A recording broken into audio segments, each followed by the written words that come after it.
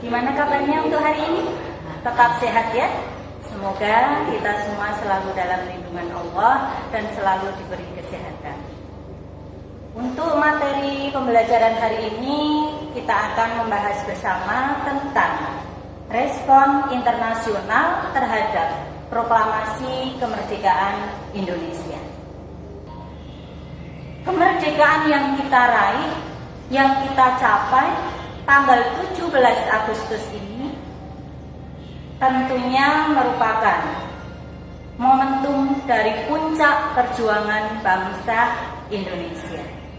Seperti halnya yang ada dalam putaran video ini, bisa dilihat. Proklamasi. Kami, bangsa Indonesia, dengan ini menyatakan kemerdekaan Indonesia. Hal-hal yang mengenai pemindahan kekuasaan dan lain-lain diselenggarakan dengan cara saksama dan dalam tempo yang sesingkat-singkatnya. Jakarta, 17 Agustus 1945, atas nama bangsa Indonesia, Soekarno Hatta. Ya, setelah tayangan video tadi tentang pembacaan proklamasi kemerdekaan, tentunya kalian semua tahu bahwa proklamasi itu sangat penting sekali. Tetapi suatu bangsa dikatakan merdeka apabila proklamasi tadi, kemerdekaan tadi diakui dan diterima oleh bangsa-bangsa lain. Nah, bagaimana respon terhadap bangsa-bangsa internasional terhadap proklamasi kemerdekaan kita? Tentunya ada yang sangat simpati dengan perjuangan kita, tentunya juga masih ada yang ingin menguasai bangsa kita. Belanda pada waktu itu ingin menguasai kembali Indonesia dengan cara Belanda datang ke Indonesia membonceng pasukan sekutu yang waktu itu telah berhasil mengalahkan Jepang. Di sini Belanda berkeinginan membentuk negara persemakmuran Hindia Belanda. Apakah kita sebagai bangsa Indonesia akan menerima kedatangan Belanda begitu saja? Tentunya tidak bisa. Kita akan berjuang sampai titik darah penghabisan. Kita akan mempertahankan kemerdekaan Indonesia. Dengan cara bagaimana? Tentunya dengan perjuangan bersenjata. Maka kita mulai periode fisik perjuangan bersenjata melawan pasukan Belanda. Yang pertama, sebagai bukti, terjadi pertempuran 5 hari di Semarang.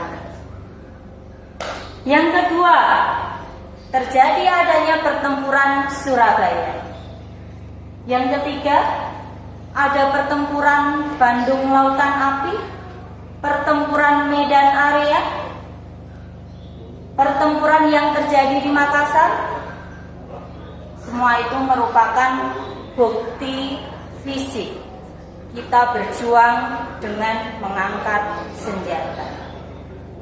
Apakah perjuangan dengan mengangkat senjata, perjuangan fisik ini kita berhasil mengusir Belanda?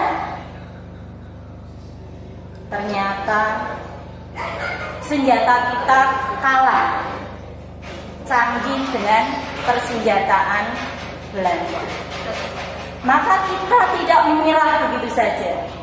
Kita tempuh jalan yang kedua, yaitu melalui perundingan atau diplomasi. Kita berunding untuk tetap mempertahankan kemerdekaan. Perundingan pertama sebagai bukti, kita lakukan yang namanya perundingan Linggarjati. kita laksanakan lagi adanya perundingan Renville.